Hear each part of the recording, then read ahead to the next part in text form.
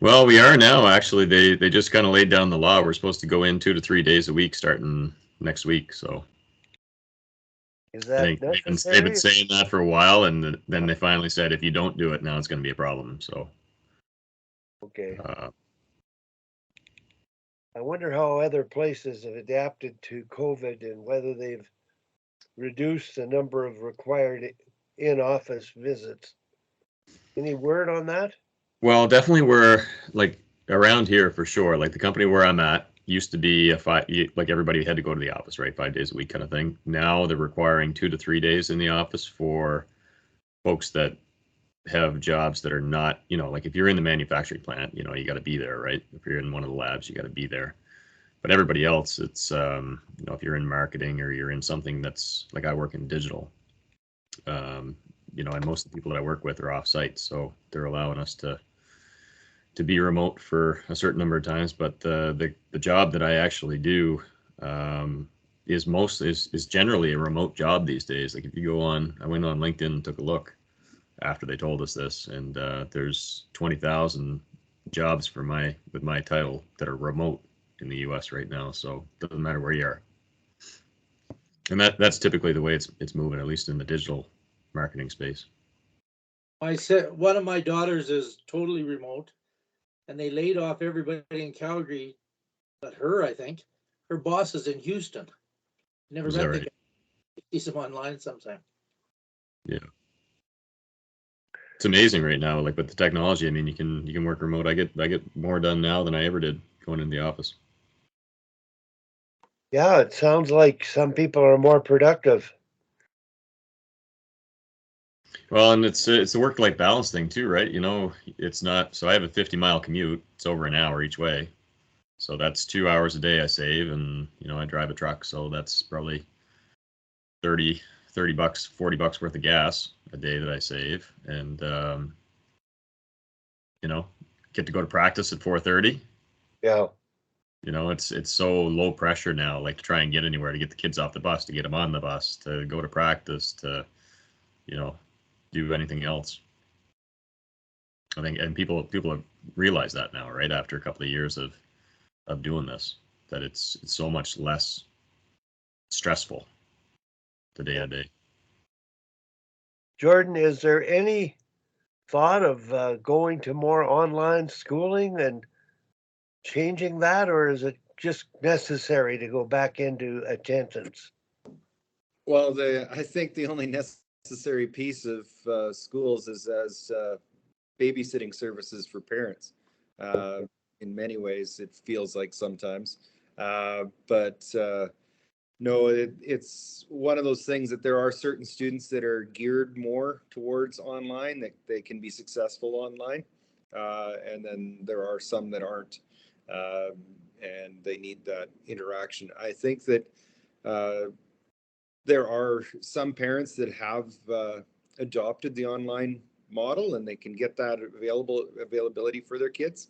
Yeah. And why not when they're young? If you feel competent and you have flexibility as a parent to work from anywhere in the world, why wouldn't you take advantage of that? It would be a pretty neat upbringing to be able to experience the world from different places and different things and still be gaining your typical education. Um, but as far as us working remotely, there won't be much chance of that happening. But as Al was alluding to there, it's pretty interesting to see. That's one of the drawing cards that many of these cities like Calgary are trying to do, is tell people, you can come and live in Calgary cheaper than Vancouver or Toronto, and still work for the company that you were working for in Vancouver or Toronto if it's fully online, and come for the lifestyle.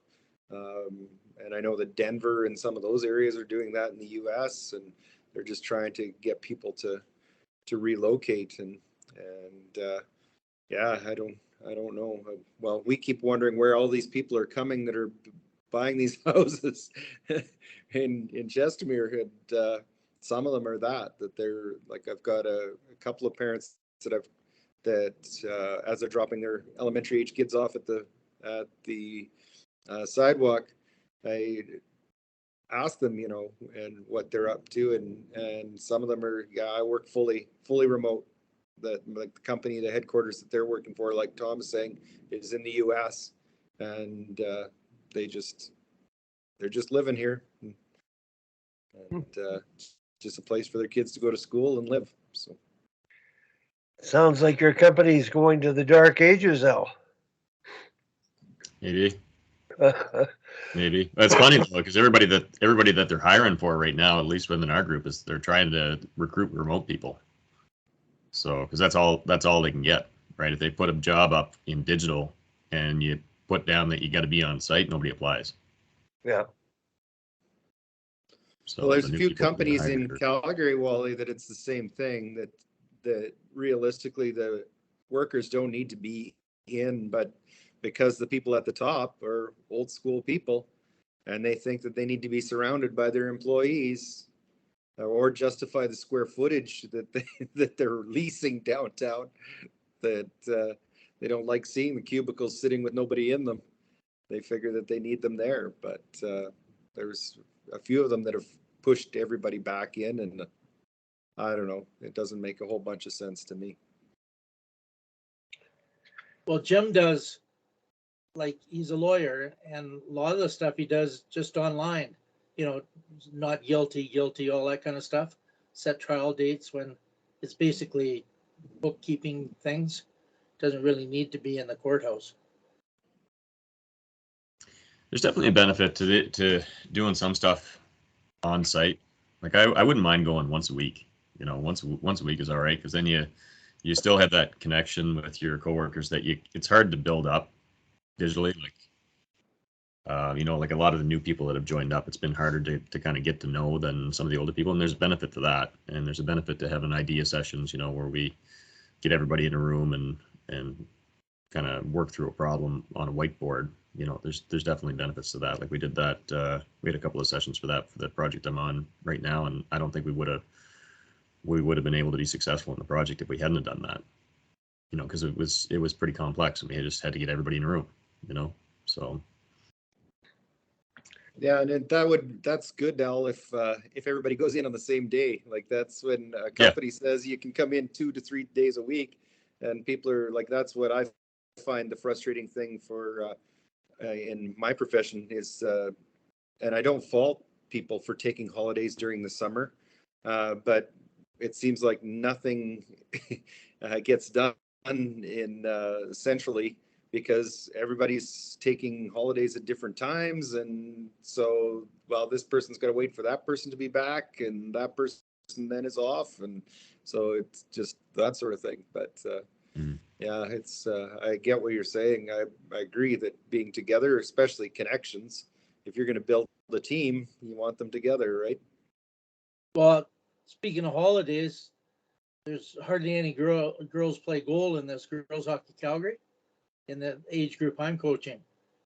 So my one goalie just went on vacation for the next 3 games. So that's great for practice and for our game tonight. Oh yeah. How's that going, Tom? How do you like coaching the Pee-wees? It's been fun. I like coaching with my son, and then Cassie Campbell. She's great. And we're doing this, it's called Scorched Ice. And they put these computer chips on the kids' skates, and they measure everything they do during practice and intensity and how much they push with their right foot and left foot. And it's been quite interesting. They send charts of it. So they're going to do the game Sunday. So I have a half ice practice, a full ice practice, and there'll be a game. And there's a bunch of Cassie's part of it, and there's a bunch of NHLers. And so we're kind of a experimental group for them. So that's been kind of interesting too. But I like coaching the kids, but they only give us 15 skaters and 1 goalie. So if anybody misses, it just really, there are not that many players for practice for sure. But we play in a boys league, and that's interesting too. So we won both our games in the boys league and so far, but I don't know how we'll do. I don't know how good this goalie coming in is, but it could determine things for sure. It's been fun. Al, how's your hockey going? It's been good. We've had kind of a weird fall. We've had, I think, 3 bye weekends in September, October. Like our season starts early September, so we've had a few weekends with no games for the team that I coach now. My son's also playing on a town team, so he's had the occasional game. Like last weekend, he didn't have any games, and we didn't have any games, but he had his town game that he went to. So we've only played. I think most of the teams now have played, a dozen games. Some of them played like 14. We played 7. So so far we haven't done. We've been competitive, but I think we're 0-5-2, something like that. So, but we're in all the games. First 2 games we got blown out. It was we stepped up into a higher division, so we weren't. It was a little faster than what we were used to, and that was the first weekend. Everything else has been close, like 4-2, 5-2 with the goalie pulled kind of thing. 3-2, I don't know. Like we've had all close games, so we're playing the best team in the league on Saturday, so we'll see how that goes. Are any issues with coach behavior in your association and having to be addressed? No, I sent you that one video, Wally. That was actually that was an opponent though. The one with the guy sending the kid out to take a kid's head off. It's interesting. I don't know where that's at. It supposedly went to USA Hockey and they were talking about banning the guy, but no, everything's been pretty low key. No real issues. Everybody's. I think the parents are seeing that the games are competitive. Even though we haven't been winning, it's if the game it's a 3-2 game or a 3-1 game or something like that. Like there's not much to complain about, right? Kids are still having fun. The kids are still working hard, and I think they're making progress. So all good. Well, one of the things that I didn't have anybody, coming on today to speak, but I had an issue come up in girls hockey Calgary, and it really was sort of caught me off guard that that's kind of thing would happen in girls hockey. But the coach, and I believe it was a U15 level of play and competitive level of play, the coach was rejected for abusing a young official and trying to influence his calls kind of thing, and eventually he got thrown out. So I don't know whether that's just his ploy of trying to work officials, but somehow behaviors like that, you wouldn't be hiring coaches in your association if you knew they were trying to intimidate young officials. But any of that? Anybody experience any of that with teams they played against? We had won our last game a little bit. Is Yeah, because I noticed that. they had about 5 guys on the bench, and we were all over them. I think we outshot them 50-20 or something. But it was 2-2, and their player reached up a real high stick, knocked the puck down, and it dropped to one of their players' shot in the net. And the linesman called it. And I don't know if they didn't see it or whatever, but they were so mad at the ref. Then at the end of the game, they were saying stuff to him, and you're thinking, geez, we end up winning 3-2, but they didn't deserve to win. They were lucky that the score was as it was, eh? But they weren't very happy with that official. Well, I've had it both ways. As a coach, where you wanted to say something, and the odd time that I've said something that afterwards I'm shaking my head. Why did I do that? Because you're not going to get a call after. The only time now where I get overly excited is if player safety is a part of it. That if it looks like they're letting some stuff go that somebody could get hurt. But yeah, and on the other side of it, when I was done playing, and when I'd coached for a little bit, but I was finding it too much. It was taking too much time while I was early in my teaching career. So I became an official for a while, and it was one of those things that I would mentor the young players or young officials, and I enjoyed it, that piece too. And there were some games where I'd show up to the rink and see who my linesman crew were and say to one of them, you'll get to wear the stripes, I'll get paid for it, but I'll lines with you, and if they give you any trouble, I'll be here and support the kids that way, when with being an older person on the ice. And if one of the coaches ever yelled, or a parent was yelling or whatever, I'd be there to help them. But one of the ones that I laugh about still was I got called in to do a midget game with two teams that were neighboring towns for each other that had a bad history with one another. And I got forewarned that there would be this one parent that would be all over the refs and the crew and everybody. And I said, okay, no problem. So I was, things were going okay in the first period, and until there was a close offside call or something like that. And this parent, he starts losing his mind, and he's up behind their bench, and he's yelling and yelling. And so fine, play starts up and going, and this guy's still yelling. So I put penalty on delay, put my arm up, and their team touches the puck. I blow the whistle down and said, bench minor, 2 minutes, unsportsmanlike conduct. And the coach said to me, what for? And I said, somebody's yelling from your bench area. And he goes, well, it wasn't us, it was a parent. I said, well, the rule says if anything is coming from the vicinity of the bench, it's a 2 minute unsportsmanlike penalty. If I can determine who the person is, I can put them in the box. If I can't determine who it is, then you get to choose as coach who goes in and serves the penalty.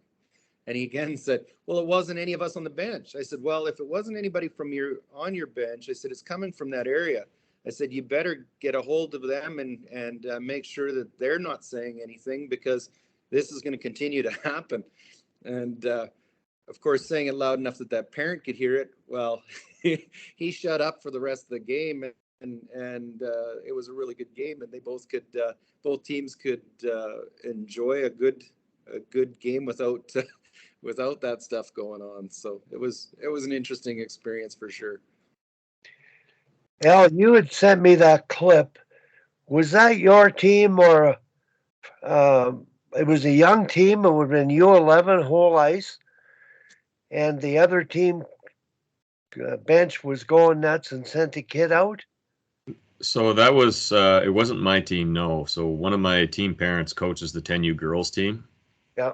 And that was a girls tournament. It was the tournament was actually in the news for something different. So there had been an incident, I think the day before that. This was a tournament that happened, I think it was in Warwick, Rhode Island.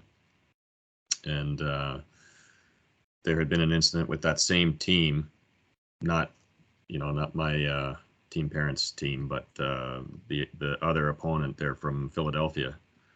And I think the parents had gotten into it with a teenage ref, and she quit in the middle of the game, went off in tears, kind of thing. So that was all over the news one day. And then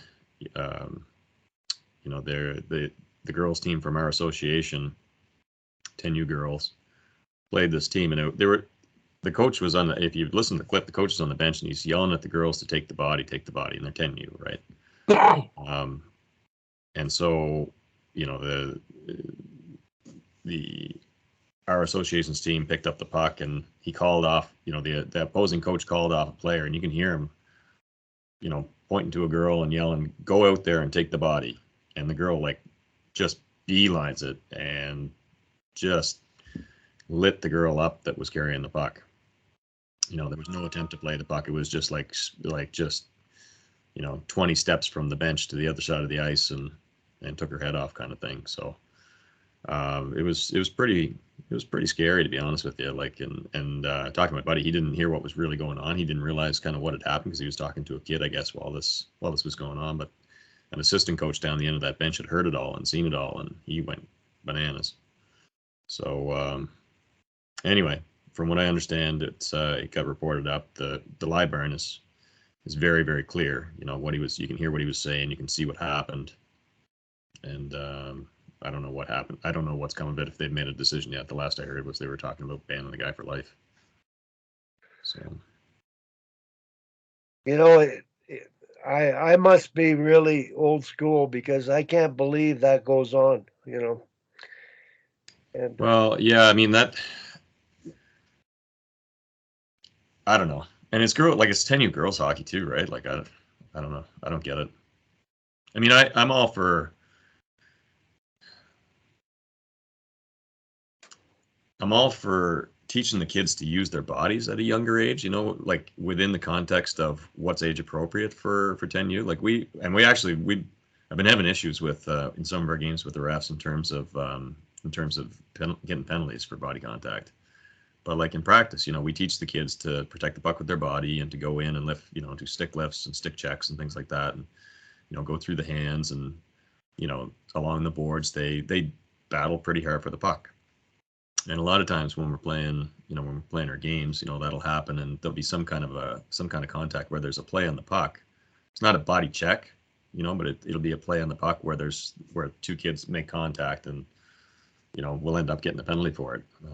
So I do struggle with that. Actually, we'll kind of want your thoughts on that, Wally, and what they're doing what's it like up home in terms of the younger kids and encouraging kids to like age appropriate body contact and how to use their bodies and stuff like that. Because here we're starting to teach it at 8U, supposedly. We're supposed to be. well, I think most U8 teams are working on body contact, stability, balance, taking a degree of force and keeping on your feet. And I think that's pretty common. You can't just play no touch hockey. But the technical side of how to check, you know, stick on puck first and all the right techniques. The physicality is, the comfort with it is a challenge with some hockey teams. Some teams it can be boys or girls. They're just not accustomed to playing the body, not comfortable with contact. And I think you have to be if you're going to play that sport. And you got to adapt because some coaches with no body checking will want you to want body checking, and there's a line there where they don't recognize where is the line. So the problem with officiating and coaches is coaches have one understanding of the way games should play, the officials have another, and they're not on the same page. And the discrepancy, to me, is fairly simple, fairly clear. You don't have to be a rocket scientist to determine what's a penalty or not. And I always go down to the degree of force and the intention. And when in that girls' game, when the coach sent somebody out to take the body, well, and you said he lit her up. Well, that's, to me, it's gross, and the guy should not be coaching. Period. It's that straightforward and fundamental, and he doesn't have to wait for a suspension from the league. He should get it from his association. Yeah. Oh yeah. Well, and I mean that would be a penalty or suspension in Bantam or midget where there is body contact allowed. You know what I mean? Or body checking allowed. You know what I'm talking about. You know, in our games and some of the challenges we've run into is like, I think the last game we were penalized. We had 8 penalties to 1. There was another one where it was like, I think I looked at the score sheet. It was like 12 penalties to 4 or something like that. Like we played a lot of the game shorthanded, and it was more, you know, there were plays on the puck where the two kids made contact and one kid fell down, and it's kind of like, it's not our kids' fault if they're stable on their skates, because it's something that we prioritize in practice, right? How to protect the puck with your body and how to go in and lift somebody's stick or stick on puck and, or have a battle along the boards kind of thing, right? So we run into a challenge with that. Some officials, like I've had good luck talking to some of them. I talked to one lady, she at one of the earlier games in the season, and it was, they made a call and it was like, well, explain the call to me or whatever. And, it's like, well, it wasn't, the kid essentially, it was a stick on puck play and the other kid ran into him. You know what I mean? So you can have conversations with some of them. Some of you can't at all. I find lately with the refs, like even to try and have a conversation, if you're respectful, even like, hey, Mr. Ref, can we talk next stop? Sometimes now people won't even respond to that. I don't know what it's like up there, but I know here some of them don't even want to talk to you, even if you're having a normal conversation.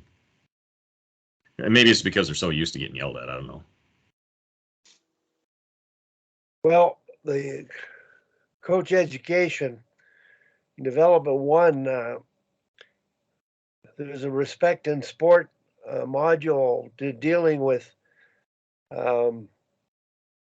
there's 3 parties involved in being distracted or affecting the penalties. And one party is the officials who are impartial, and the other party are the parents who are affected because they get emotional, and then the coach.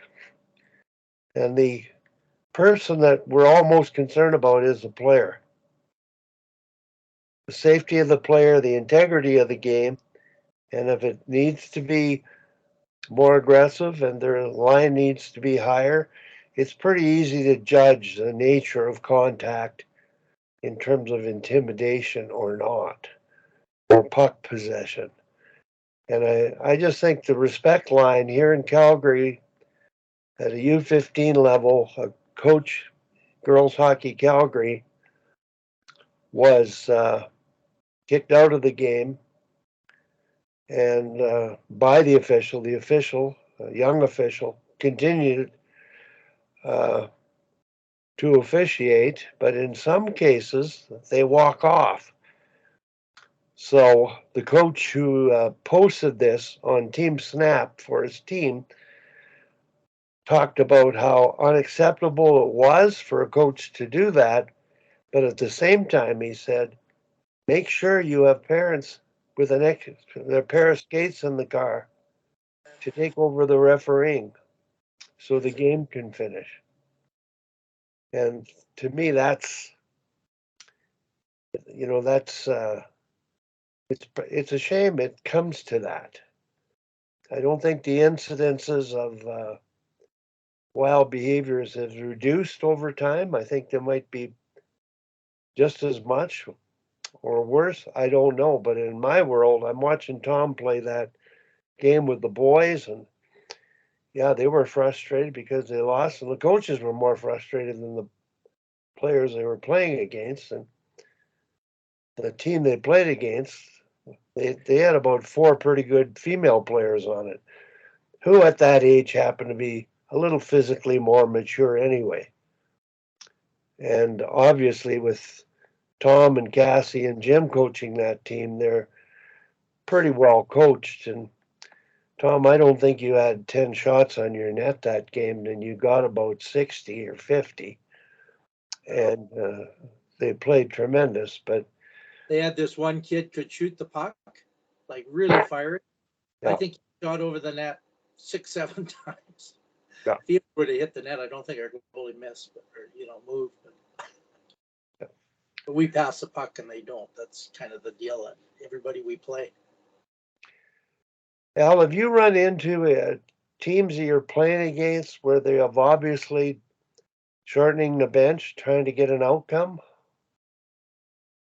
I would say most of the games that we've played coming on the end, they'll shorten the bench. How soon? Third period. And that's acceptable? I don't think so. Yeah. But you have actually had a conversation with with a friend of mine who's a coach as well as a parent on another team, and we were debating this not too long ago, and he's like, well, I pay to go and play this club level hockey, and I expect them to play to win, and that's what I pay for. Yeah. And if they don't do that, I'm not going to be happy. So there are some people that look at it that way. I'd say I'm guessing that those kind of people that it's split. Maybe they're in the minority. I don't know. Maybe I'm in the minority. I don't know. We try to keep it. We try to keep it fair, equitable. His judgment, is it his kid that's getting to play more or not going to get to play? I don't know. I mean, and that's the question that I asked, right? And he's like, well, either way. It's like that's. You see, when teams don't win that way, they end up losing. They think they're going to win in the short term, but they just don't realize the consequences. And I'm not saying roll the lines. I'm just saying it's a no-brainer to me that if you shorten the bench in the third period for an outcome, that's unacceptable. Yeah. And at elite hockey, it's unacceptable. That's the problem we've have in Canada today with the boys in World Junior. They've grown up getting extra ice time all their life, staying out too long in shifts, getting drafted before they should be because the draft age is too young. And they really get distorted about the game and themselves and being a good teammate. And in terms of winning championships, not many of them have ever won a championship. They may have been the best players and got drafted and gone on to the World Juniors. But when you look at the behaviors that they've exhibited, that's occurred over a lifetime of entitlement. So I think the public has to be aware of the mindset that shortening a bench is acceptable at a certain age. And I was going to ask Tom this. At what age, Tom, would you shorten the bench? I don't think in minor hockey you do until you're keeping score. So, by the very fact that you're keeping score, winning is important. So, at the very end, maybe the last 5 minutes or whatever, but you don't always do the same people. I mean, you play the people that are playing the best.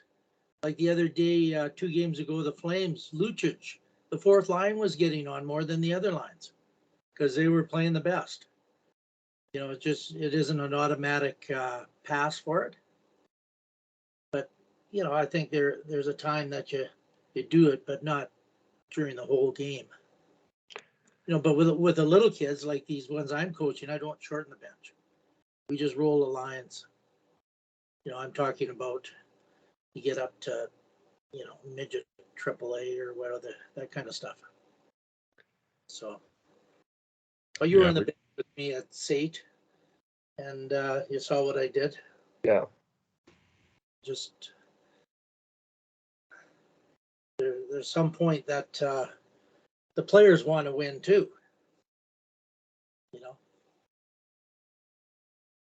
But they don't want to sit in the bench all game either. Yeah. I think there's an element of picking your spots, right? Like, I don't think there's anything wrong if you're rolling the lines like the majority of the time, and then the occasional situation arises where you get an opportunity. If it's a 1-1 game or something like that, and you get a power play at the end of the third period or something like that. I don't see anything wrong with, maybe putting a couple of kids out or something like that. Like, but at the same time, like I've had as many times where we've been successful just rolling the lines no matter what happens as I have when I've tried to do that. The few times where I have tried to do that. So I don't know how much value there actually is at that at youth hockey. Well, No matter the situation. The Tom's team's called Elite Girls Hockey Calgary. I don't know if you use that terminology with your team, but you just said, well, you don't mind putting a couple kids out in the last, minute of the game. What about the kids that come off the ice? You think, they've got to sacrifice that for the victory, or couldn't No, they? I'm not even saying to do that all the time, Wally. I'm saying like the occasional, Yeah. like situationally, right? Like every now and again. Yeah. If we haven't It's won a game in really- like the last 3 games or something like that, and you have an opportunity right at the end, the last minute or something like that, to put, Yeah. maybe 2 kids together that you'd like to see out there or something like that. Like Yeah. occasionally, I don't see that that's an issue. If you're doing it every game, I think that is an issue. I think that's shortening your bench. Right. I don't think there's a need to do that. But at the same time, like I said, the times when I've tried to do that, typically it works out just as good the times when I just throw out whoever's up next. Yeah, that's I mean? my point. Like 90% of the time it works out just the same. So I think I've told this story. I'm going to repeat it again for any listeners. I observed my nephew's U10 game, and it's a private school, pretty good team, U10, whole ice hockey. His son's a pretty good player, but he's an average player. And they have a ringer, and they're not double shifting the ringer. Everybody's playing. There's a minute left. They're down 2-1. His son's out for the face-off. Off comes his boy. Out goes the ringer. They're down 1. And I'm standing beside my nephew, and I said, well, now it's lose-lose coaching. The likelihood of winning, tying the game, and then going on, maybe you'd play overtime, I don't know. But if you leave the kid out and tie the game, you win.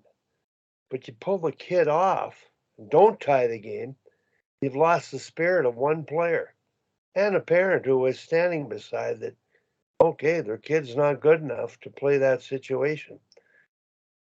And that occurs, that sense of gut reading. I think coaches have to build confidence in their kid and transmit belief. So that's just my little peeve about it anyway. yeah, and that's kind of what I've seen. That like I said, well, I could probably put them on one hand, but the times when I've tried to do something like that, it generally doesn't work out.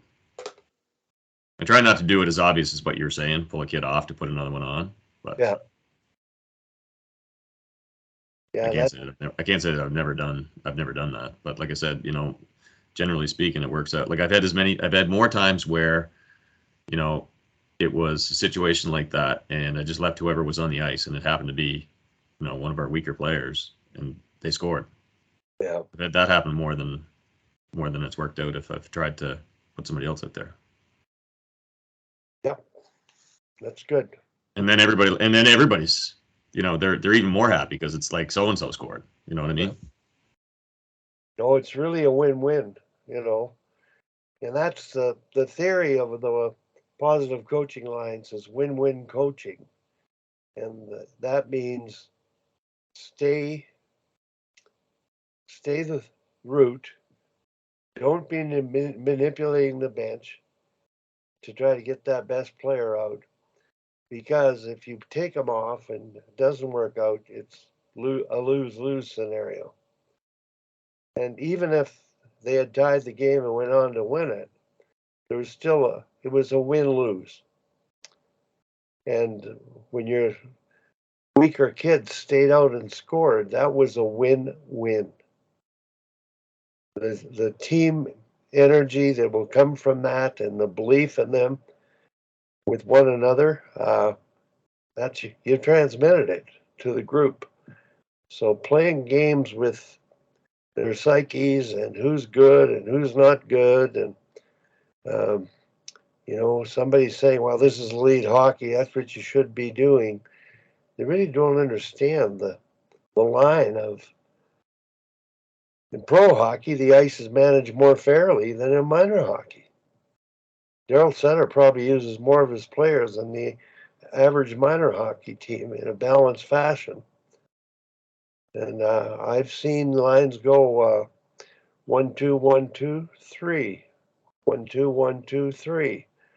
Third periods, it's all 1-2, 1-2. So these aren't even things that are subtle. They're obvious.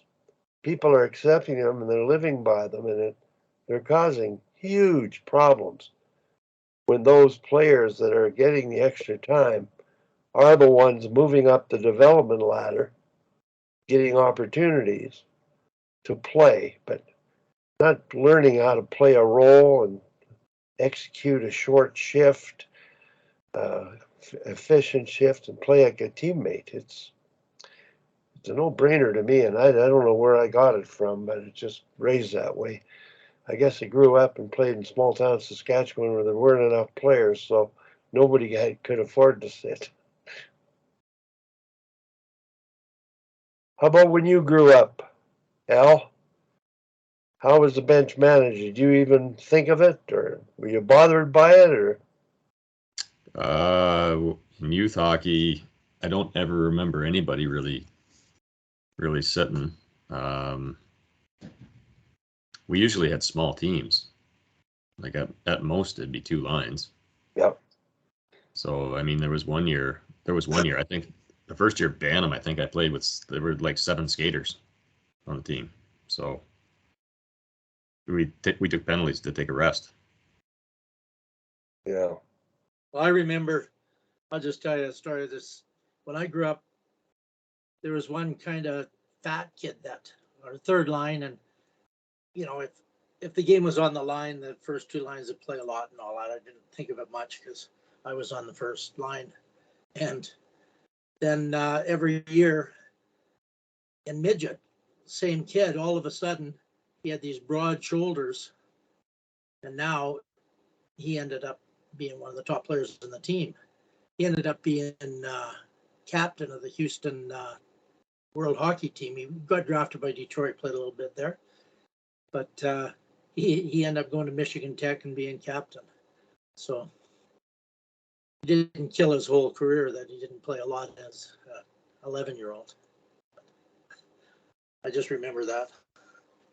How he kind of just passed us. But you're aware he didn't get to play as much, eh? Or you didn't think of it, just sort of, oh, it's okay. The end of the game, it was just at the end of the game. If we're behind by a goal or something, the coach would put on the people that scored, and he never scored. He probably went a couple of years, scored 1 goal. Yeah. He just grew and became a real strong guy, and Might have been a motivating factor for him.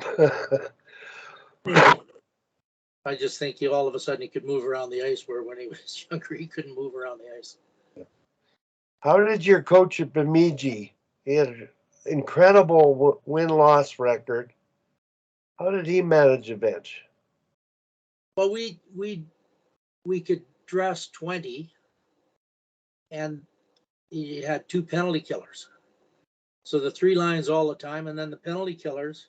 My first year, I was a penalty killer. So, sometimes there's hardly any penalties. That's a hard job. Your feet they go to sleep because you got your skates so tight. You don't play, and then you jump on the ice 100 miles an hour for 40 seconds. But he would then spot in and he put me with a line, a couple of shifts a game if he saw that wasn't getting much time. And then I worked myself out and I replaced a guy in my second year. And, but yeah, it was mostly the 3 lines, and we had 4D, and the 5th D just rotated in 2. That's how, that's kind of how we did it. I don't even know. I guess we must have had 6D, I suppose, but there was a 5th D would play with, we had pretty good D. The 2 of them were on the 72 U.S. Olympic team. They won a silver medal. One played in the NHL after, but that's how he did it. Al, how many D do you have in your minor hockey team? We've got 5, and depending on who's able to make it, we got 6. How about number of forwards? We've got 9 or 8? 9. 9. Because at coaching clinics, I ask coaches, how many of you have 9 forwards? Okay, that's easy. You got 3 lines. You can roll them. But as soon as you get 8, I've witnessed the top 2 centers, they go every second shift, and the wingers rotate around them. And it's just sort of the way they do things. It's accepted. But if you calculate the minutes in a game of ice time, the differential, plus the fact those 2 centers are probably killing every penalty and going out, taking turns on power play, it's not right. They're not developing. So I always advocate use 2 right wingers the first, 2 left wingers the second, and 2 centers the third. And that way, mathematically, in terms of who pays for ice, it's equal. And your best players have got a lot of energy in the third period, but they're not dogged every second period all game to try to bring it when they need it in the third period. So it's a big, the difference when you talk about winning, that's the difference between winning and losing. Yeah. Not getting your best players out there all the time. I don't know. Typically, Wally, like if I've got an odd number, if there's like one extra, we'll have maybe a couple of lines and then have that one player roll through, everybody takes a turn sitting kind of thing, roll through the 2 lines. Yeah. But I don't know. Honestly, like at 8U and 10U and stuff like that, it's like if you got odd numbers and stuff, it's just like the next 3 kids, like you, go. Yeah. And honestly, that's just as good as trying to be super organized and have people rolling through lines and whatever. Like, again, most of the time, 8U, 10U, it's like the next 3 kids up, whoever that is, just go. It's hard also for a player to double shift at higher levels. Like I remember one girl in the midget AAA years ago, I coached, and she had to take shots or something, and she just red as a beet doing the double shifting. And so anyways, it's really hard, especially if you're playing center, because the center really is the only 200-foot player. They're going both ends, because the wingers, the D, they play about 160 feet, that they're going all the time. So this particular girl, I remember she told me she was too tired to do another period. And she ended up playing Div 3 and became an all-time leading scorer or something. She was one of the only girls drafted by that Pro Women's League.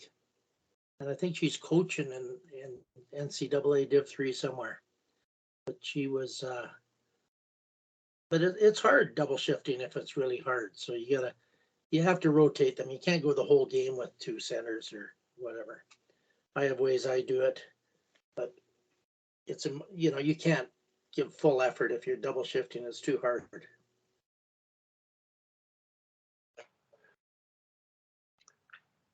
Do you have any behavior issues on opposing teams that you witness, Al, when you're playing, or stuff that you are embarrassed by? No.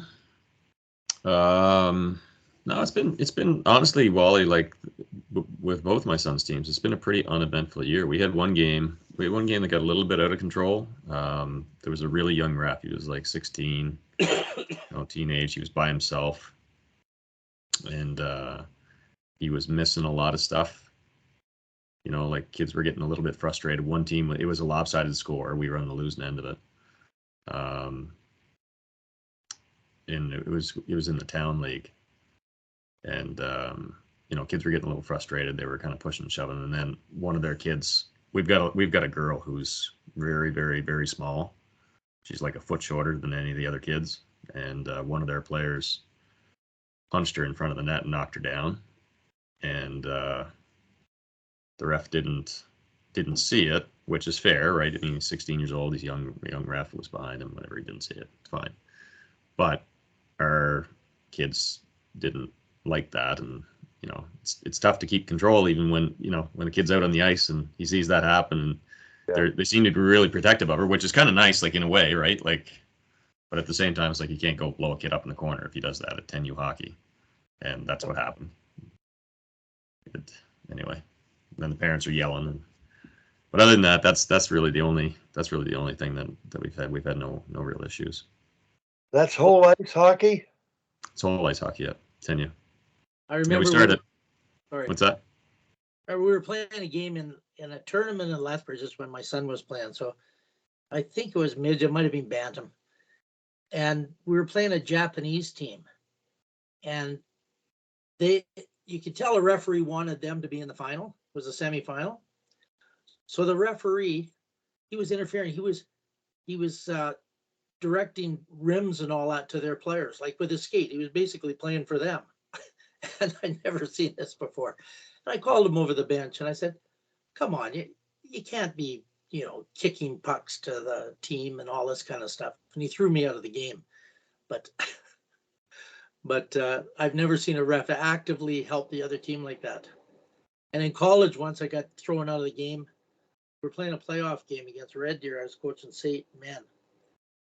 And I'm talking to a player on the bench. And the referee comes to the bench and throws me out of the bench. He throws me out of the game. I said, what? And so anyways, their fans are behind me smashing garbage cans and all that kind of stuff. And I didn't want to walk through the stands because it probably would have got attacked. All the students were drunk and everything.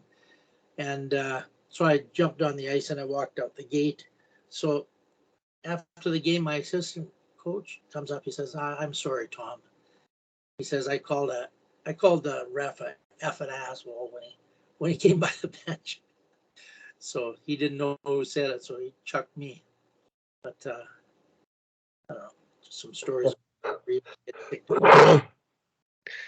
It's an emotional game, but you gotta love it.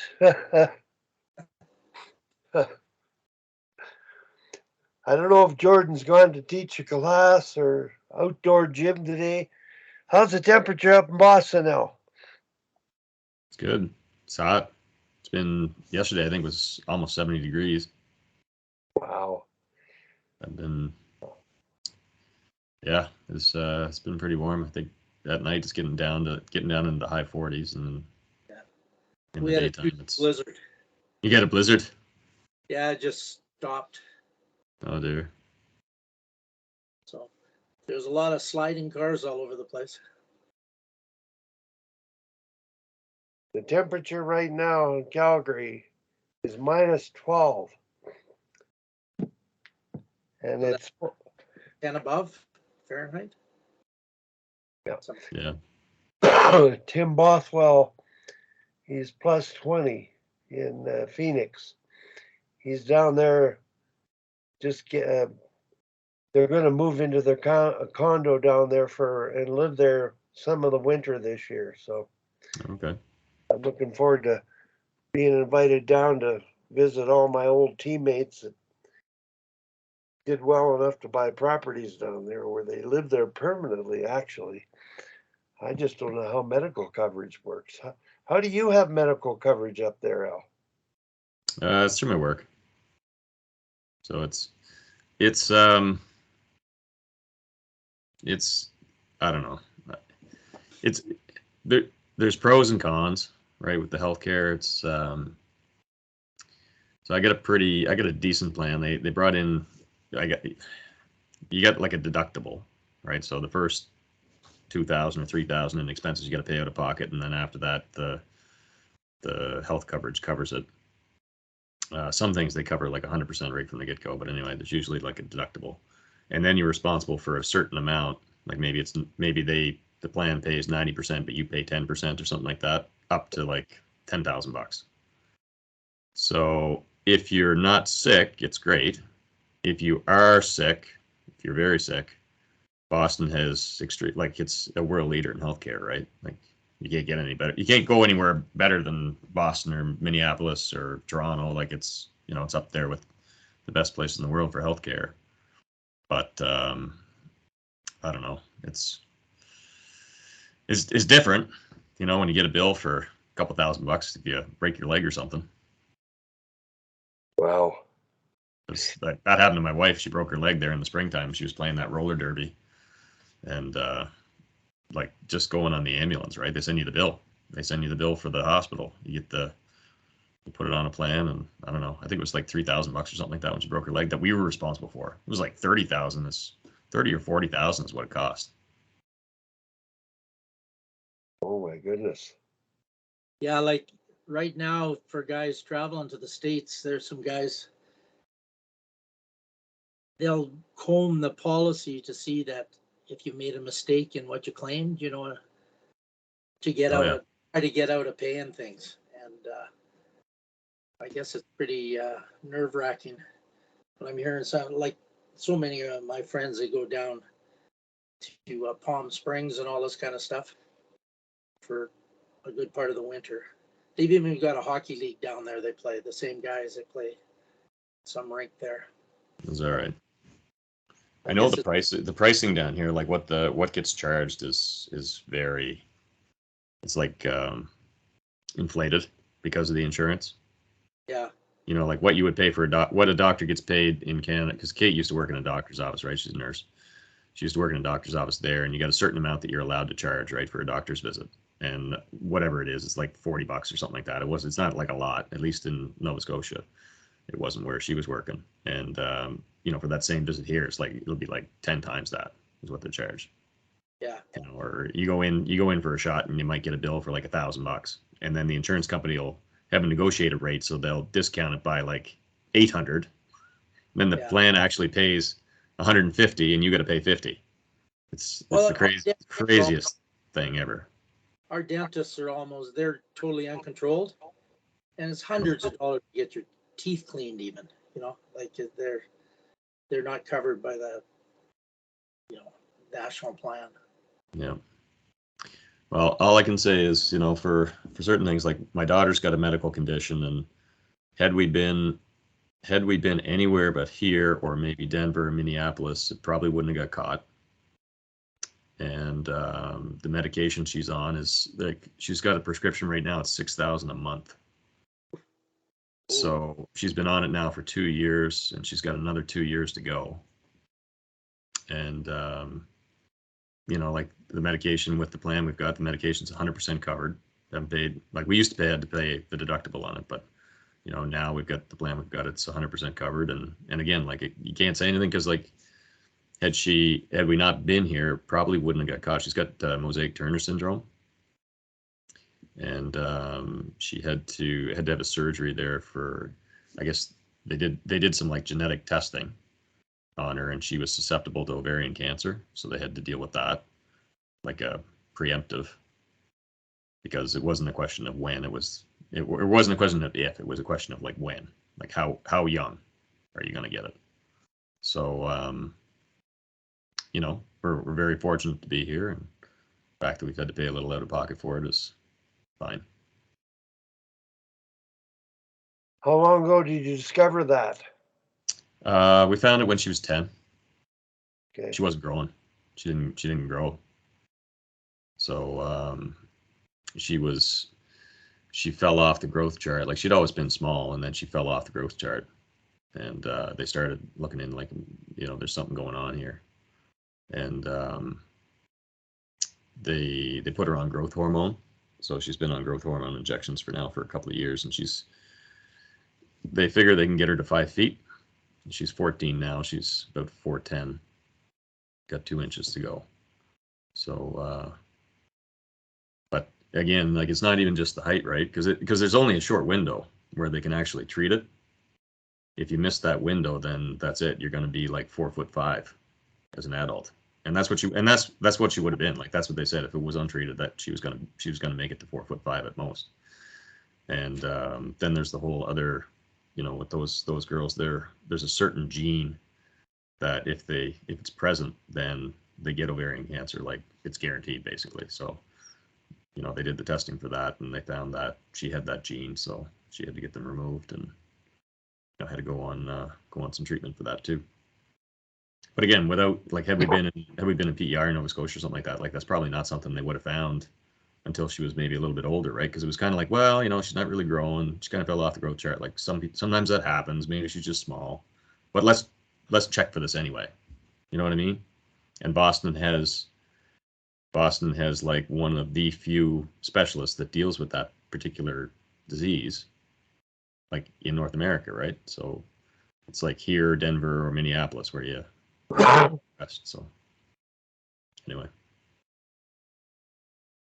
Yeah, well, good luck with that.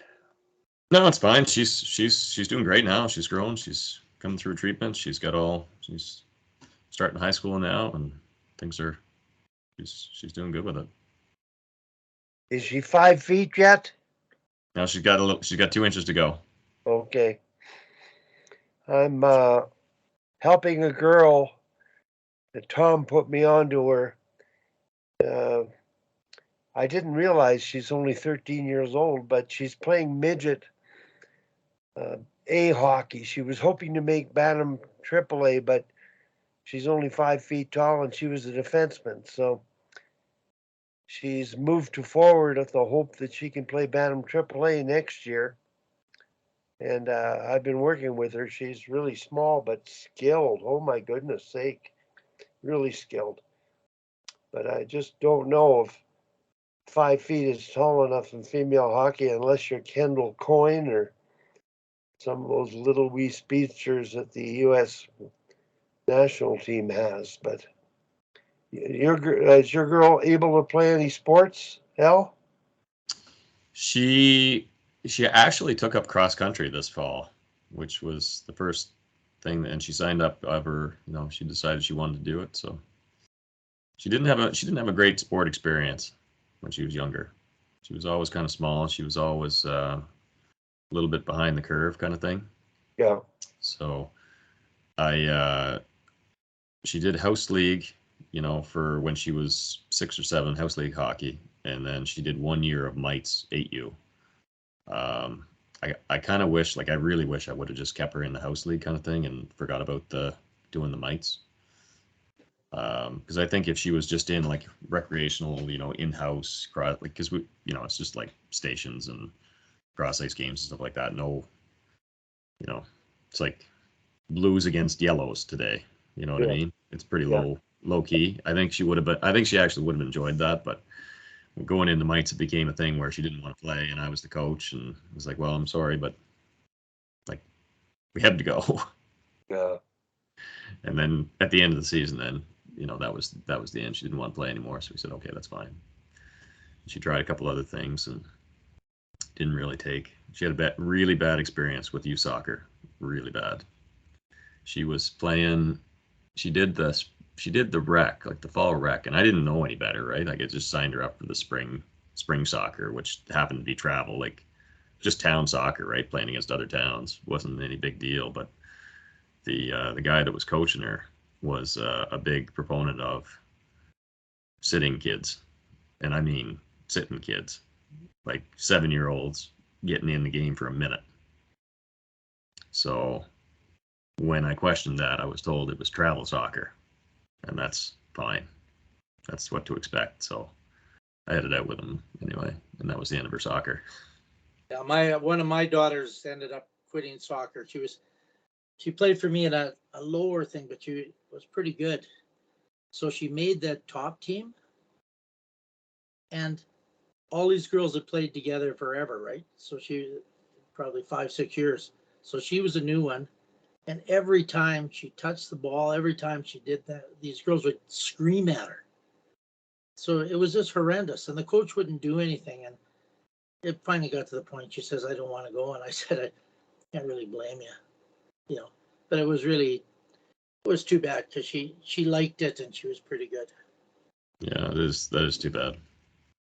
Yeah, but no, she did the cross country, and I don't know. She didn't do any meets. She couldn't meet the time for the meets, but she went to practice every day. So that's great. You're happy with that. Yeah. She even went to the meets and cheered on her teammates. So we thought that was pretty good. Oh, that's great. How's she doing at school? Just fine. It's Yeah. struggles with math and science. Does good in English and history and stuff like that. She's doing trade school though, so she's got or vocational school. So she's doing.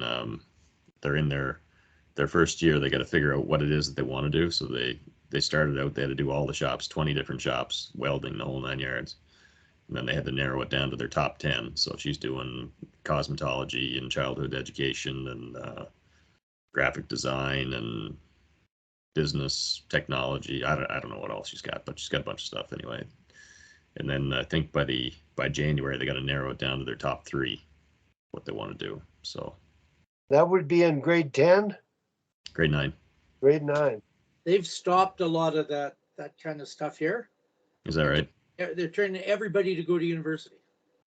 And then when you get dropped down and really you're taking courses that don't lead to much of anything.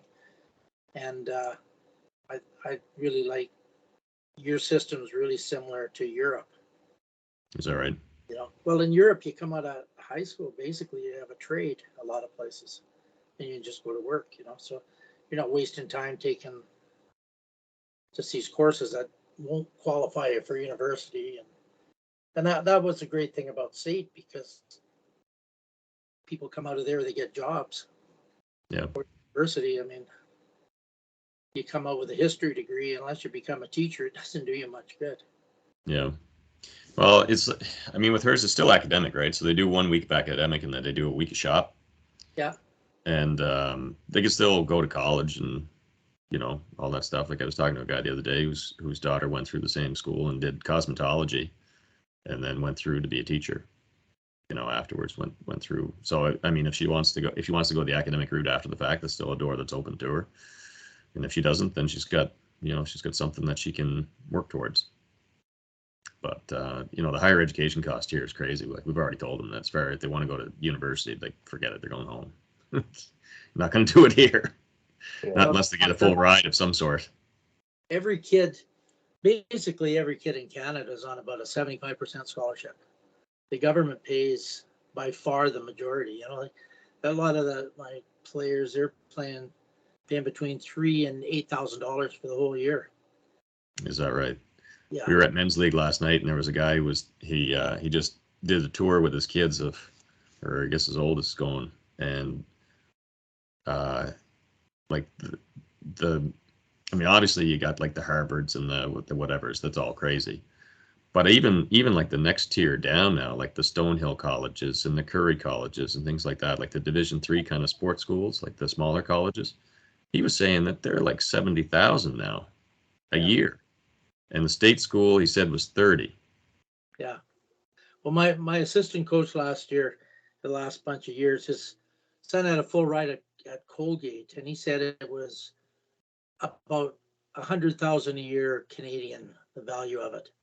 He's playing like in Switzerland right now. That's unreal.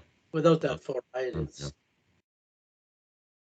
And I will tell you, like it's not even just the expense of it. Their student loan programs down here are really screwed up. If you've got to get student loans, like even the loans that my wife took out now, we graduated at the same time. My Canadian loans have been paid off for years, and she's still got years left on her American student loans, and she had less. Like I don't know how it all works. Like the interest, like it accrues interest the whole time you're going, and there's like penalties and all this other stuff. Like it just seems like people pay them and pay them and pay them and pay them, and it doesn't make a dent. Yeah, well, if they're high interest rates, They are high interest rate. Yeah. It took me about 9 years to pay off, the money that I borrowed. I only got a little bit at Bemidji, but it sure wasn't as expensive as other schools down there. Student loans in Canada back in my day, my best friend who was best man at the wedding, he had to pay off his student loans. He did so. He was an accountant and advanced up in a company, but he said he knows people in high executive positions and that have never paid their student loans. They just didn't bother to pay. Yeah, I know, and that's what changed the student loans. A lot of people did that. Yeah. They just refused to pay them, and now it's a lot, And there used to be a scale too in Alberta that as you went along, if you did pretty good, that more of it became a grant and not a loan. But I remember the Canadian dollar was worth $1.08 American, and the bank in Bemidji refused to give me the difference. When I put the money in. Now it's the other way, of course, by about 30 cents. But Yeah. the Canadian dollar was more than the American at that time. Yeah. Now, when my wife went up, she was the dollar wasn't worth a lot. I forget what it was. It was like 70 cents or something like that. Yeah. But she ended up even with the international student, like it was double. Whatever the tuition was double because she was international. It was still less than what she paid for high school. She went to a private high school down here. So yeah. Well, at SAIT, it's 3 or 4 times more for international because I had a few Japanese players. Way more money, and they give them a little more on the scholarship, but they toned that down too.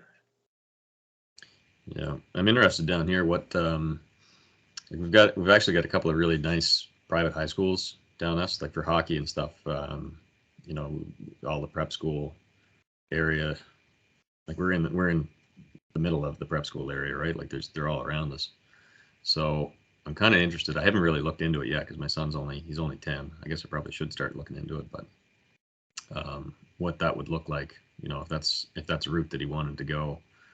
I mean, I certainly I wouldn't be able to pay to send him there because I think the tuition there is just about what it is to go to college.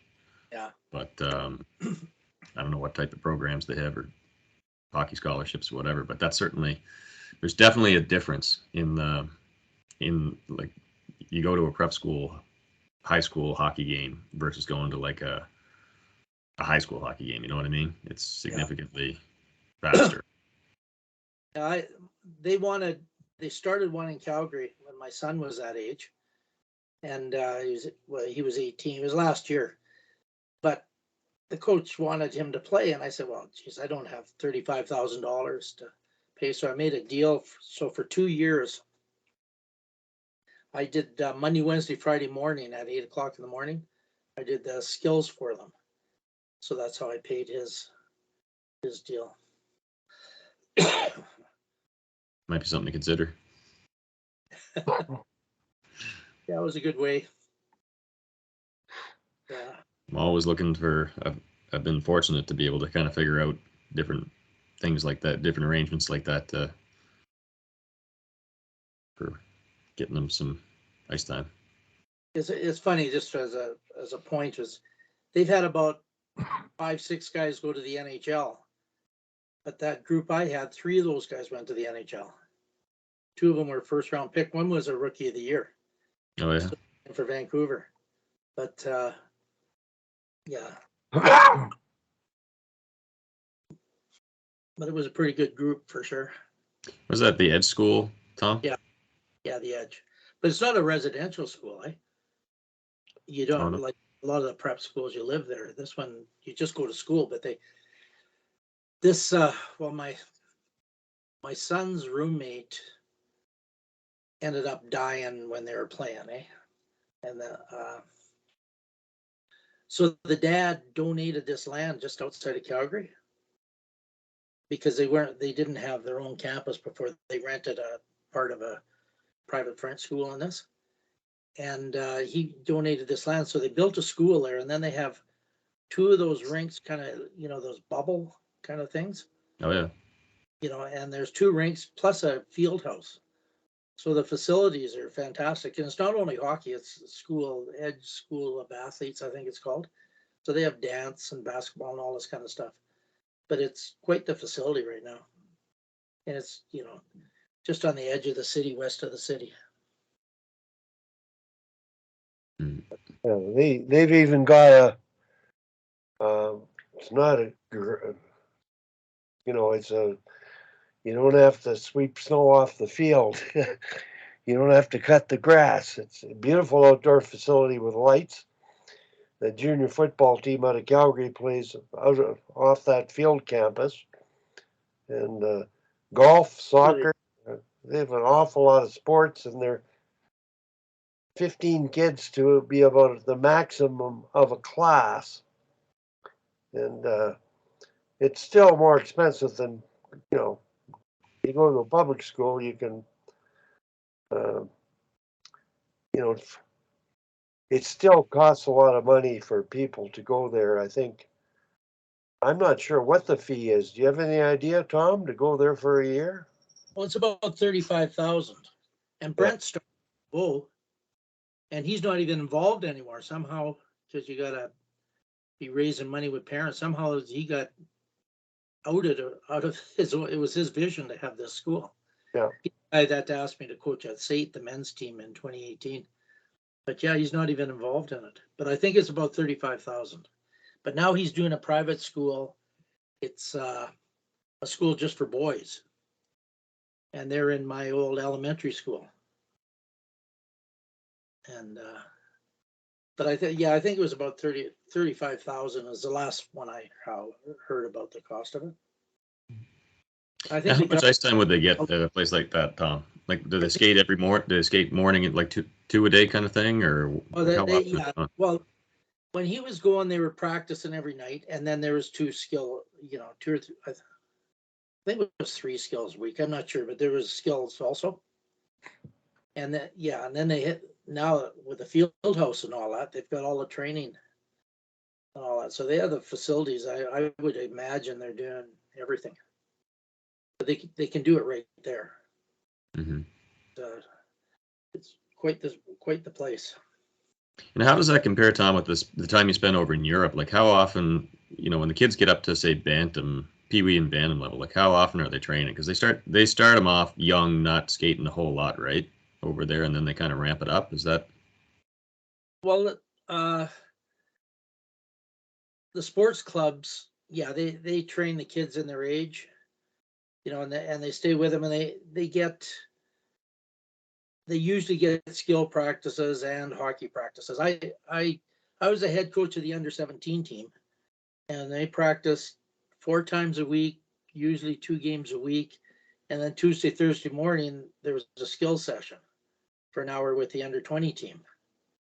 So that's how they did it. And then they also had a skating treadmill they went to once a week, and they had dry land. So every month they did 45 trainings between the on and off ice and all this kind of stuff. Mm-hmm. So they got a lot of ice time, but that was under 17. Under 17. Now, how would that compare to like under 14, 12, that kind of thing? Or do you know? They weren't that, that concerned about compared to like TPS or other places. They weren't that as concerned about the youth hockey. I think maybe they've done more now because they built this $300 million academy now with rinks and gyms and all this kind of stuff. I haven't seen it yet. I was going there a few years ago, but COVID stopped the trip. But at TPS and that, they have the kids training all the time. Probably not that many times, but I'll bet you they're on the ice 30 times a week with different trainings. They really, the sports club it's a really good way, because one of them told me, he said, we don't have enough players that we can just cut a kid because he didn't grow early, and that's what we do here. Like that girl that Wally was talking about. I mean, she's terrific, but she's little. But got a lot of people get cut early. So that sports club I think it's just a fantastic model. Yeah. Yeah, I'm trying to think. I mean, we're skating a lot, right? Like with my son and his sort of cohort. Between, like, we do 2 practices a week with his one team, and then they've got a skill session. And then with his other team, they've got 2 practices and a skill session a week. And then usually there's either 1 to 3 games between the two teams, and we skip quite a bit, right? Because I try to make sure he gets at least 2 days where he's got no hockey at all. So he usually takes the 2 skill sessions off, which is unfortunate. But I mean, that's the only 2 that I don't coach, right? So I don't have to be there. Well, So kids, it's a similar deal. what's that? Tuesday skill sessions, and you can opt in or out. Yeah, I'm trying to think next year though. I might look at doing a breakfast club. I've been kind of toying with the idea, and I'm just wondering how young and how early to start it off, because most of the kids are going to be like that, right? They're going to be practicing like during the week. They'll probably have 3 or 4 practices, and then they get a couple of games in the weekend. Well, are you in an area of the city, or is it all over? We're kind of rural, but I think there's enough. I mean, I don't need or want a lot of kids in it. I'm just looking at. No, I mean as far as traveling. As far as traveling. So We're about 20 minutes away from a rink. 20 minutes? Yep. Yeah, because the thing with this team I'm coaching, they made 2 elite teams in Calgary, so they're not in an area. We're one of the largest land area cities in the world. Yeah. We practice Friday at the Seton Arena, which is as far south as you can go. It's like half an hour for me to drive to south. And then we have another one at this Vivo Arena or something like that. It's the other way. And so, there's no, the kids we play in their kind of area, and our elite boys hockey have quadrants of the city, so that, they're in one quarter of the city, but this is all over the place. And, well, the girls hockey Calgary is kind of like that in the AAA too and AA. Yeah, and I suppose you're fighting traffic and all that too, so it's not just the distance. Well, you have say you get a practice at 4:30 or something, and for people to get there, it's a rally, especially like when you got a blizzard. Yeah, a few days. So we're suburban. We're about 45. Well, I live an hour south of Boston. Yeah. And the rinks are a little bit north of me, so we don't like I'm rural. Most of the kids are kind of suburban, but it's. I would say for the majority of them, they're under a half hour to the rink, which for around here is all right. There's a lot of kids, but it's crazy though, because like it doesn't matter where you live, where you play, right? So there's kids that are here that are driving an hour plus to go to play on some other team, right? Because it's a better team. So there's that. That whole thing is crazy to me. It's like just and I can see in a way that it would be good, like if it's a bad situation, right? And you don't want to be in a bad situation, a bad coach or whatever, to be able to go and play wherever you want. But at the same time, it almost creates more problems than you get, because you got always people looking to go on, like, grass is greener on the other side kind of deal. And well, it organized that you're playing in your areas here with like I live in the Trails West area and all this, and then they have the quadrant hockey, but now there's this outlaw league, and they're they're from everywhere. They recruit. It's like summer hockey, they recruit kids from everywhere and they come in and play. And I saw a Pee-wee game just before our practice 2 weeks ago. They had their own skate sharpening machine, and they had the blowers to dry your gloves out with for 12-year-old kids. is that I right? can't believe it. They got those things, the kids' gloves are on these friggin' things, and holy man. Is that right? Well, that outlaw league is, like, they got to shut that down. I'll tell you, like the whole this whole business of the way they're doing it here with the clubs and stuff. It, like, again, on the one hand, it is kind of nice. Like, let's say you had a bad situation you want to get away from, you can do it, right? But what you end up with is there's kids that are trying to move and jockey to, like, get on a better team. I'm going to go here. Oh, this coach is, like, recruiting kids. Some teams get stacked because, they'll draw kids from, 2 or 3 or 4 other organizations to go play for them, kind of thing. And there are a few rules in the league as far as who can move where when it comes to, like, the very top teams. Yeah. But it's, I don't know. I don't think it's a good model. Well, it's crazy. I remember this guy, this Russian coach I'd met. He was a AAA midget team in Los Angeles, and he had me down there helping him. There's kids there from Chicago trying out. Yeah. What in the world's going on here? So, Yeah, and there are, Tom. There are. Like, yeah. Well, there's kids from Dom's area, Tom, that fly down and play for Anaheim. And so they fly down to practice once a week rather than playing with his program. yeah. Yeah. So I mean, we don't see a lot of it here with ours. Like and mind you, now we're not one of the top club programs, right? But you know, somebody like a team like the Junior Eagles, like they get people that'll drive. People drive from New Hampshire and Maine. They'll drive from, you know, all over the state. You get a program like Mid Fairfield down in Connecticut. They draw from all over friggin' New York State and Connecticut. Right? They get kids coming in from everywhere. Well, I know the interesting.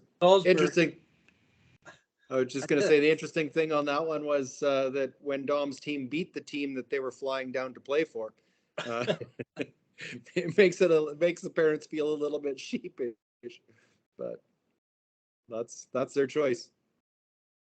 Yeah. No, it can get crazy for sure. Like I told you though, my grandson, it was 15,000. I said to play AAA in Calgary a couple of years ago. My younger daughter said she was talking to her sister that it was actually 25,000 it cost for his last year of playing quadrant hockey with the Royals. So they're very relieved when he made junior A because they don't have to pay. Is that right? 25,000. That's Yeah, cheap. well, they had a bus going across the city, like a coach bus going across the city, a 15-minute drive. They just found out ways to spend money. So that would cost hundreds of dollars. I don't know how much it, instead of just a school bus, so it maybe cost $200. And I don't even know why they did it. It's a 15-minute drive down this trail from Stu Pepper to Father Bauer. But it eliminates a lot of people from playing, that's for sure. Well, yeah. Yeah, I mean, it's the same here. Like, it's expensive. I don't know. Like, I'm sure there's definitely people that are paying that and more. You know, when you take into account the season and the skills, whatever. I know tuition with our club right now for a full season team is $4,000. Yeah, and that's you're for right. town hockey. It's anywhere between 1,000 and 2,000.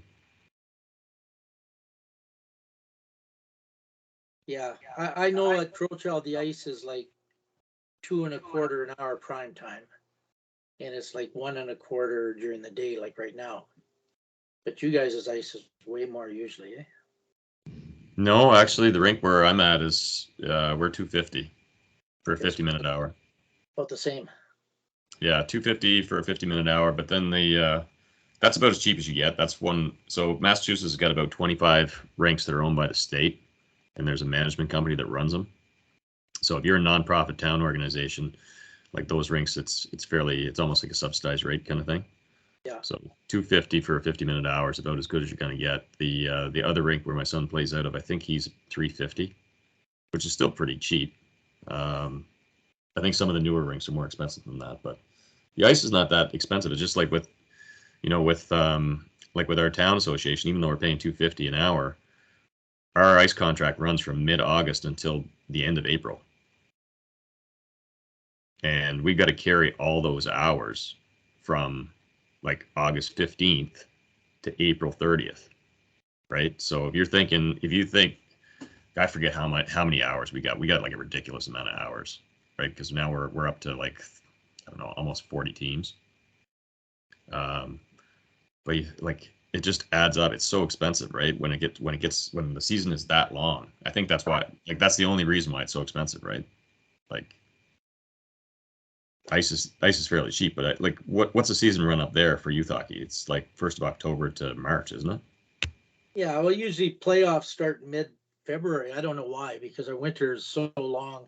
They started in the nice weather, and then it's over for most of the kids when the winter's still crappy. Mm. It used to start when I played. It was outdoors, of course. Start mid-November until the ice was out, and maybe the start of March. But yeah, most kids are done by March. Yeah. Yeah, so we're still running like our full slate of hours right to the end of April. We just got to try and figure out a way to use them. So the league is done by then. The league is done by the 1st of April. Yeah. So we get we hold tryouts and we'll do a clinic and do parents we, against kid games. We have the team I'm coaching plays like 10 games. It's called the seeding round, right? So you just guess what division. So we're playing in Division 3 boys. So at the end of the seeding round, they move some teams up and some teams down to try to make it equitable. And then the season after is kind of the same amount of games, and then there's playoffs. That's how they run the minor hockey here in Calgary. Okay. Like with Jordan's coaching, it's different, but they don't have a seeding round. It's just you play all year. Tom, your girls' teams, correct me if I'm wrong, but they're going to play in a travel league, all Alberta next year, all girls. Is that correct? That's what I hear. And I think they want to do that because I think what's forcing, like the boys have got quadrant hockey now. I think it because these outlaw leagues are taking all the players. They're playing in these things, so I think that's a reason for it. I'm not quite sure. I don't know if girls have outlaw leagues like boys do, but I don't think they do. It's just a lot of. It's the big draw to it, Tom, is to try and keep the girls out of the boys hockey later on. To try and draw the girls out of boys hockey and that piece. And then the other, I think that they were looking at designing it similar to our league as opposed to the AAA, in that you'll play South teams primarily. But I don't know. It's kind of like Kerry talked about with the way that the old AAA midget league used to be, where you only played South. And the first time you played North was in playoff crossovers, so that it helped to cut down costs. Years. Yeah. So I don't know. It'll be interesting to see what comes of it. What centers will be able to house those league or those teams, and yeah, it's. I don't know. All I hope is it doesn't become a bigger pipeline to sports schools like the other has kind of done, with them choking off the number of AAA U18 teams.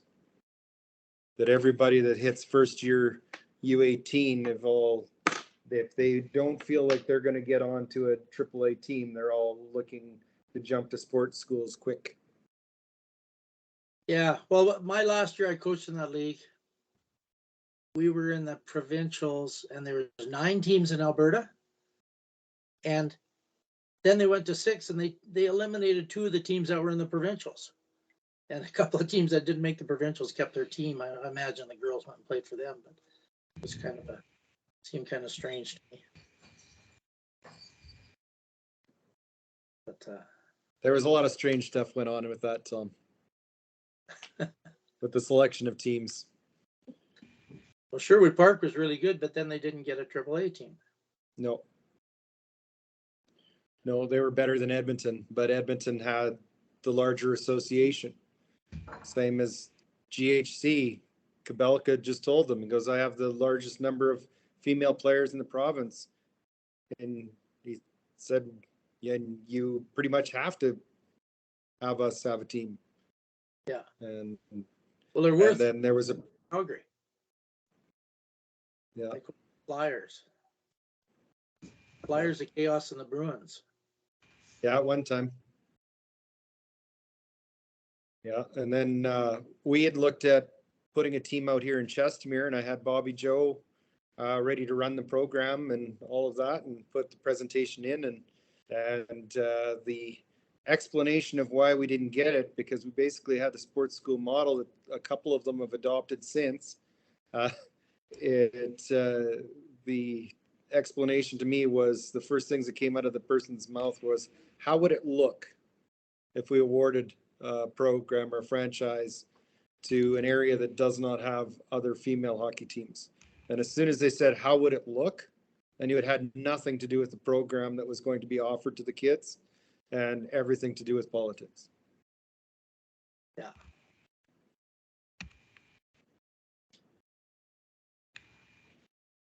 It's a world of politics, Jordan.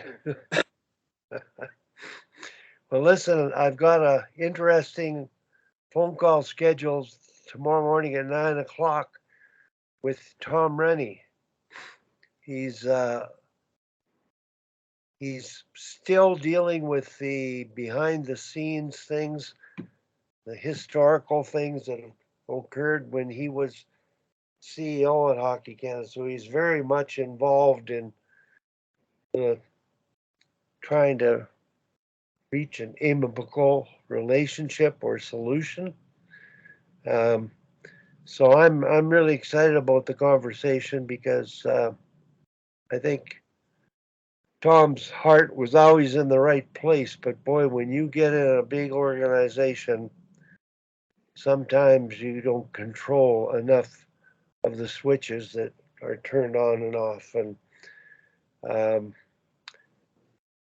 in Canada, the provinces sort of are their own worst enemies, and as they compete with one another, and making a decision for the good of the country, according to Hockey Canada, is almost impossible. So the ability to educate coaches to coach more ethically, and that is what I'm going to be talking to Tom about, and hopefully it's a 12-year project for sure to try to change direction that minor hockey goes and eliminate or reduce drastically some of the things that we've got that are going on that are criminal. You know, they're just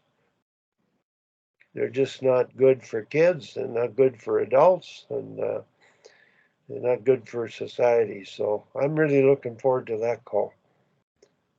Gives me something to talk about and to do. So Al, I don't know if you've heard, but Al Andrews, he's had a stroke. He's recovered, doing quite well at home, but he's certainly not as functional as he'd like to be. So just thought I'd let you know that. Oh, that's awful, Wally. Yeah. Anyway, guys, I'm going to have to head out here, and I've got a call to make to my daughter and catch up on some things. But I want to thank you all for coming on. And if you've got any ideas for a guest tomorrow, let me know. I'm going to get a hold of Mike Bonelli. He's got some guys stateside that would make great speakers and add great value to the group. But I really enjoyed talking to all of you this morning. And hopefully I can get over this damn cold and get back to a little bit of normalcy. Tom, I hope to see a game this week. And I see the schedules come out for the Wick Fest for you, and you've got some early morning ice time. So I haven't seen it yet, so. All okay. right. All right. Have a good weekend, everybody. Yeah. Ready. See y'all.